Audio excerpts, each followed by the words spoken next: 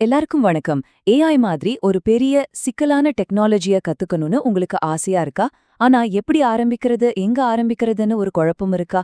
கவலையே வேண்டாம். இன்னைக்கு நாம பார்க்க போறது யார் வேணும்னாலும் ஒரு சிக்கலான தொழில்நுட்ப திறனை எப்படி மாஸ்டர் பண்ணலாங்கிறதுக்கான ஒரு நவீன வழிகாட்டி தான்.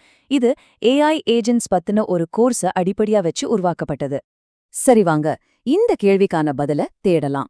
முதல்ல நாம எப்படி தகவல்களை கத்துக்கிறோம், அதுல என்னென்ன பிரச்சனைகள் வருதுன்னு ஆரம்பிக்கலாம்.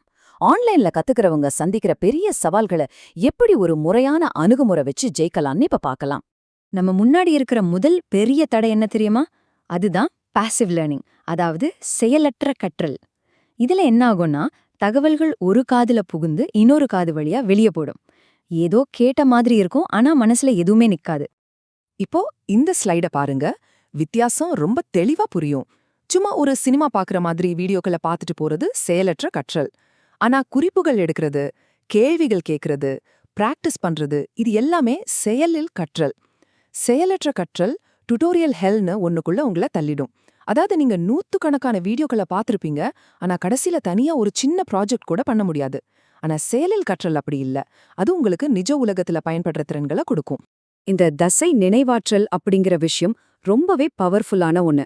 நாம கையால நோட்ஸ் எழுதும்போது நம்ம மூளையும் கைகளும் ஒன்னா வேலை செய்யுது. இதனால அந்த தகவல் ரொம்ப ஆழமா மனசுல பதியும். இது சும்மா கம்ப்யூட்டர்ல டைப் பண்றதையோ இல்ல வீடியோ பார்க்கறதையோ விட ரொம்பவே வலிமையானது. இது கிட்டத்தட்ட சைக்கிளோட்ட கத்துக்கிற மாதிரி தான். இந்த அணுகுமுறை உங்க நேரத்தை ரொம்பவே மதிக்கிற மாதிரி வடிவமைக்கப்பட்டிருக்கு.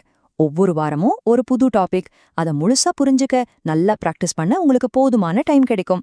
இதனால தகவல் சுமையே இல்லாம ஒரு நிதானமான வேகத்துல உங்களால கத்துக்க முடியும். ஞாபகம் வச்சுக்கோங்க, இது ஒரு மராத்தான் ஓட்டம், 100 மீட்டர் ஓட்டப்பந்தயம் கிடையாது. சரி, கத்துக்கிற முறைய பத்தி பார்த்தாச்சு. அடுத்து நமக்கு என்ன தேவை? கருவிகள், அதாவது டூல்ஸ். ஆனா இங்கதான் நிறைய பேருக்கு ஒரு தயக்கம் வரும். ஐயோ, எனக்கு டெக்னாலஜி பத்தி எதுவுமே தெரியாதே அப்படின்னு ஒரு கவலை இருக்கும். அதை எப்படி சரி பண்றதுன்னு பார்க்கலாம். இது ஏஐ மாதிரி ஒரு துறைக்குள்ள வரணும்னு நினைக்கிற பல பேரோட மனசுல இருக்கிற ஒரு பொதுவான பயம்தான். ஆனா கவலைப்படாதீங்க, இதுக்கு ரொம்ப எளிமையான படிப்படியான ஒரு தீர்வு இருக்கு. பாருங்க, இது ஒரு 2 படி செயல்முறை. ரொம்ப சிம்பிள். முதல்ல பைத்தானோட அடிப்படைகளை கத்துக்கிறதுக்கு ஒரு 30 நாள் சேலஞ்ச் மாதிரி எடுத்துக்கிட்டா அது உங்களுக்கு ஒரு பொதுவான நம்பிக்கையை கொடுக்கும். அதுக்கப்புறம் நீங்க செய்ய போற வேலைக்கு, அதாவது ஏஐ ஏஜென்ட்ஸ் உருவாக்க என்ன தேவையோ அந்த குறிப்பிட்ட விஷயங்களை மட்டும் ஆழமா கத்துக்கிறது உங்களை அந்த துறையில ஒரு திறமையான ஆளா மாத்தும். நாம எழுதுற கோட ஒழுங்குபடுத்தவும் செக் பண்ணவும் உதவுற ஒரு சாஃப்ட்வேர் தான் ஐடிஇ. சிம்பிளா சொல்லணும்னா இது உங்க கோடுக்கான ஒரு சூப்பர் பவர்ட் நோட்பேட். இதுல நிறைய ஆப்ஷன்ஸ் இருந்தாலும் விஎஸ் கோட் அப்படிங்கிற இலவசமான, அதே சமயம் ரொம்ப பிரபலமான ஒன்னு தான் எல்லாரும் பரிந்துரைக்கிறாங்க. இப்போ ஏஐ துறைக்குள்ள வரணும்னு நினைக்கிற பலரையும் தடுக்கிற ஒரு பெரிய தடைக்கு வருவோம். அது என்னன்னா, இதுக்கெல்லாம் ரொம்ப காஸ்ட்லியான பவர்ஃபுல்லான கம்ப்யூட்டர் வேணுமே, என்கிட்ட அது இல்லையே அப்படிங்கிற ஒரு நம்பிக்கை. சுருக்கமான பதில் இல்லவே இல்ல. அதுக்கான தீர்வுதான் டெக்னாலஜியை எல்லாருக்கும் கொண்டு சேர்க்கிற ஒரு அற்புதமான இலவசமான கருவி. அதோட பேரு தான் கூகுள் கொலாப். இது என்ன பண்ணுன்னா, உங்க இன்டர்நெட் பிரவுசர் வழியாவே கூகுளோட பவர்ஃபுல்லான சர்வர்களை பயன்படுத்தி உங்க கோட இயக்க வைக்கும். உங்களுக்கு தேவையெல்லாம் ஒரு இன்டர்நெட் கனெக்ஷன் மட்டும்தான். அவ்வளவுதான். பாத்தீங்களா, இதுதான் கிளவுட் டெக்னாலஜியோட மேஜிக். உங்க கோட் எல்லாமே கூகுளோட சர்வர்ல தான் ரன் ஆகுது. அதனால உங்க லேப்டாப் எவ்ளோ பழையதா இருந்தாலும் சரி, அத பத்தி நீங்க கவலையே பட தேவையில்ல. விலை உயர்ந்த கம்ப்யூட்டர் வாங்க முடியாத பலருக்கும் ஏஐ துறைக்குள்ள வர்றதுக்கு இது ஒரு பெரிய வாசலை திறந்து விடுது. ஆக இந்த நவீன கற்றல் முறையில கோலாப் மாதிரியான கருவிகளோட உதவியால கிட்டத்தட்ட 99% பாடத்திட்டத்தை நீங்க எந்த விதமான காஸ்ட்லியான கம்ப்யூட்டரும் இல்லாமலேயே கத்துக்க முடியும்னு உறுதி செய்யப்படுது. இப்போ உங்ககிட்ட கத்துக்கிறதுக்கு ஒரு வழிகாட்டியும் இருக்கு, சரியான கருவிகளும் இருக்கு. ஆனா கத்துக்கிட்ட இந்த அறிவை எப்படி நிஜ உலக வாய்ப்புகளா மாத்துறது? அதுக்கான கடைசி திறவுகோல் சமூகம். இதுக்கு பொதுவல் கற்கவும் அப்படின்னு பேரு. இது ஒரு ரொம்ப சிம்பிளான ஆனா ரொம்ப பவர்ஃபுல்லான ஒரு உத்தி. இந்த செயல்முறை ரொம்ப எளிமையானது. ஒரு புது விஷயத்த கத்துக்கோங்க. அத உங்க சொந்த வார்த்தைகள்ல லிங்க்டின் மாதிரியான தளங்கள்ல ஷேர் பண்ணுங்க. அது மூலமா உங்களை சுத்தி ஒரு சமுதாயத்தை உருவாக்குங்க.